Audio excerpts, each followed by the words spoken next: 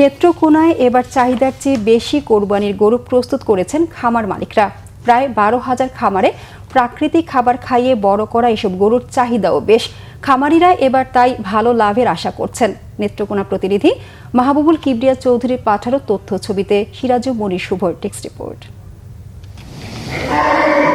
নেত্রকোনায় এবার কোরবানির গরুর চাহিদা রয়েছে 1,17,557টি। খামার শ্রমিকরা জানিয়েছেন, পশু লালন পালনে খাবার হিসেবে ঘাস, ভুসি, খড়জাতীয় প্রাকৃতিক খাবারের প্রতি নির্ভরশীল ছিলেন। বাইরের খাবার খাওয়াই না, আমাদের 10 কাঠা জমিনে গাছ আছে, ওই গাছ থেকে আমরা খাবার খাওয়াই ওরি, আর নিজেরাই খাদ্য বানাই আমরা গরুরে খাওয়াই। খামার সংশ্লিষ্টরা জানান, প্রাকৃতিক খাবার খাইয়ে লালন পালন করায় বাজারে এখানকার গরুর চাহিদা রয়েছে বেশ। 50-55টা গরু আছে। এইবার কুরবানি হাটে 1.5 লাখ 2 লাখ টাকা দাম হবে। আর আমি দেশীয় খাবার খাওয়াই, আমার কোনো আর্টিফিশিয়াল খাবার খাওয়াই না, নিজেরা ঘাস, কাঁচা ঘাস এবং কিছু কুড়া, ধানের কুড়া আর শুকনা বন খাওয়াই।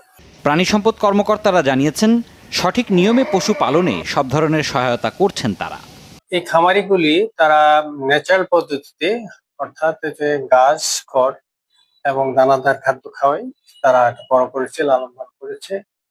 এখানে কেমিক্যালের কোনো ইফেক্ট আছে বলে আমাদের জানা নেই। আমরা সবসময় এটা মনিটরিং করছি, আর তাছাড়া তাদেরকে সবসময় প্রযুক্তিগত যে সহযোগিতা সেটা আমরা করে যাচ্ছি।